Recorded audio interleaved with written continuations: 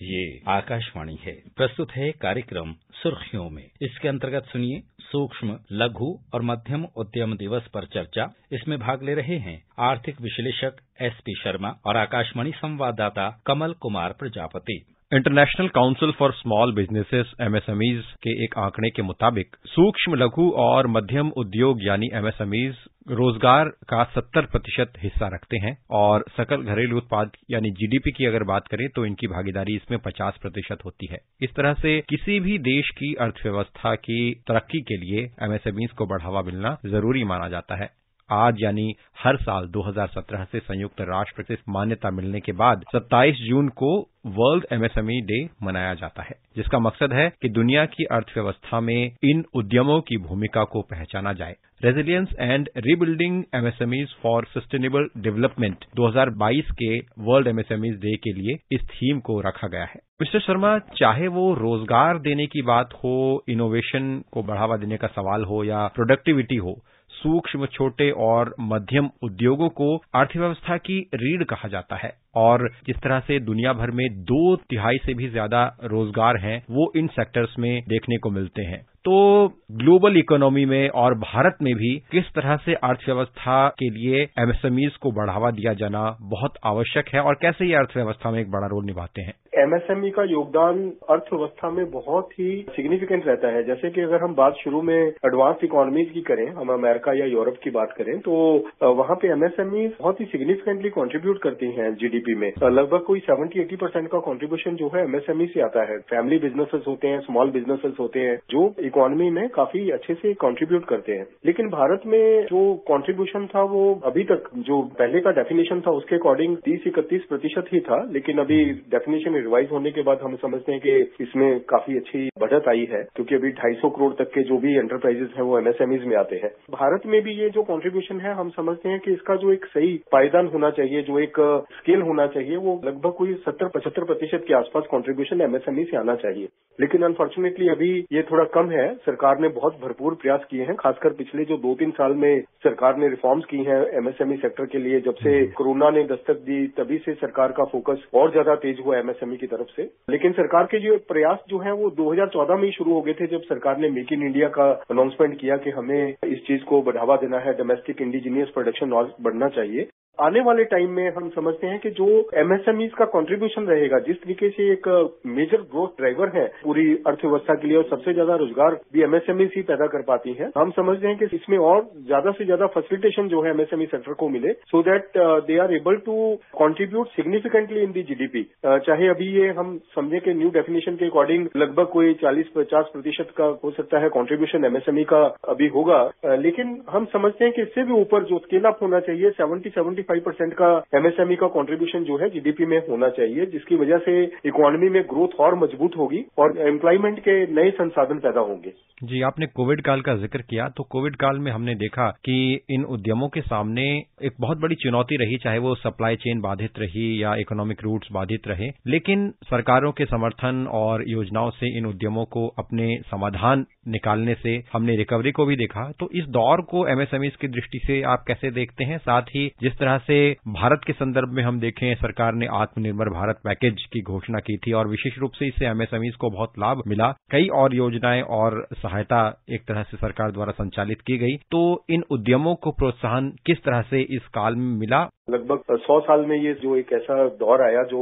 बहुत ही खतरनाक दौर था, जिससे MSMEs बहुत ज्यादा प्रभावित भी हुई, लेकिन उसके बाद सामने उभर के भी आई, ग्रोथ में भी पार्टिसिपेट किया। अगर आपने देखा होगा तो 24% का GDP में डिसेलरेशन आया था फर्स्ट क्वार्टर में, जैसे ही कोरोना शुरू हुआ था। तो इकोनॉमी अगले ही क्वार्टर में संभल गई थी, तो पॉजिटिव ग्रोथ आनी शुरू हुई। तो ये सपोर्ट था वो ज्यादातर MSME सेक्टर की तरफ से था, क्योंकि वो डिफिकल्ट दौर में भी अच्छे से अपना काम कर पाए और सरकार ने जिस तरीके से सहयोग दिया, मेरे ख्याल से सरकार ने सबसे ज्यादा रिफॉर्म्स जो थी वो MSME सेक्टर के लिए की, चाहे उसमें MSMEs की अलग अलग सेगमेंट, चाहे वो फूड प्रोसेसिंग सेक्टर हो या फिर टेक्सटाइल हो या फिर इसेंशियल आइटम्स हो। तो सरकार ने बहुत सपोर्ट की MSMEs को, इसके लिए विशेष परियोजनाएं भी बनाई, जैसे कि आत्मनिर्भर भारत के ऊपर सरकार ने फोकस किया। फिर एक इमरजेंसी क्रेडिट लाइन स्कीम सरकार ने अनाउंस की, जिससे कि उद्यमियों को एक सस्ते दर पे और एक तेज गति से जो क्रेडिट मुहैया कराने की प्रणाली सरकार ने अनाउंस की, जिसको फिर आगे एक्सटेंड भी किया गया। और फिर सरकार ने जो वर्किंग कैपिटल को इंक्रीज करने के लिए जो परफॉर्मेंस बैंक गारंटीज होती हैं उसमें कटौती की, सो दैट के ज्यादा से ज्यादा जो पैसा है, खासकर जो छोटे उद्यमी है, उनका ज्यादा पैसा ब्लॉक ना हो। पहले वो 10% के पीबीजीज होते थे, वो कम करके 3% तक लेके आए और फिर उसको आगे एक्सटेंड भी किया। तो ये सब चीजें एमएसएमईज के लिए काफी भरपूर वातावरण लेके आई और एमएसएमईज ने काफी इकोनॉमी को भी सपोर्ट किया और खुद भी उभर के वापस अपनी पटरी पर आ पाए। तो अभी जिस तरीके से चैलेंज है, अभी जो ग्लोबल जियोपॉलिटिकल स्पिल ओवर्स हैं, जिस तरीके से अभी रशिया यूक्रेन में युद्ध है और दूसरा जो इन्फ्लेशन हाई है, तो इस दौर में भी सरकार का जो मेजर फोकस है कि एमएसएमईज का जो ग्रोथ है वो निरंतर बढ़ते रहना चाहिए। तो सरकार ईज ऑफ डूइंग बिजनेस को लेके, कंप्लायंसेस को लेके बहुत ज्यादा फैसिलिटेट कर रही है कि किस तरीके से हम एमएसएमईज को और ज्यादा से ज्यादा सपोर्ट कर सकते हैं। तरह तरह के क्लियरेंसेस होते हैं जिससे कि उनको काफी उद्यम करना पड़ता है, इधर उधर बहुत सारी डिपार्टमेंट्स में जाना पड़ता है, लेकिन उसके लिए सरकार ने एक फैसिलिटेशन करते हुए सिंगल विंडो सिस्टम सभी बिजनेसेस के लिए चलाया है, जिससे कि वो सभी अप्रूवल्स ले सकते हैं, जिससे कि ईज ऑफ डूइंग बिजनेस में काफी इंप्रूवमेंट हुई है। तो आने वाले टाइम में हम समझते हैं कि कुछ चैलेंजेस हैं। आने वाले टाइम में जिस तरीके से सरकार ने रिफॉर्म्स की, वो अपना एक भरपूर नतीजा दे पाएंगी। जो ग्लोबल स्टेबिलिटी है, जब ये मैक्रो इकोनॉमिक एनवायरमेंट स्टेबल होना शुरू होगा, इन्फ्लेशन कंट्रोल में आएगा, तो हम समझते हैं कि एमएसएमईज के लिए एक बहुत तेज गति की जो ग्रोथ है वो हमारे सामने है आने वाले टाइम में। भारत जैसे देश में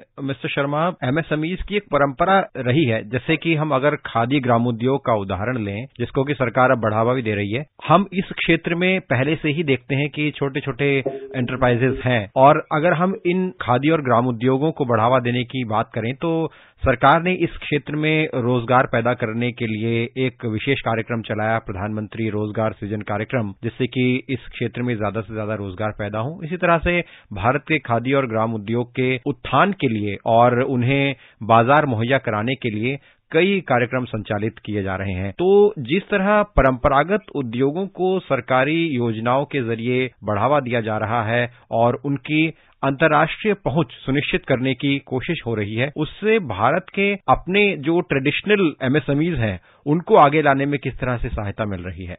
आपने मेंशन किया टेक्सटाइल्स का, खादी उद्योग, ये सब चीजें जो है वो इनमें माइक्रो यूनिट्स ज्यादा आते हैं, माइक्रो और स्मॉल यूनिट्स ज्यादा हैं।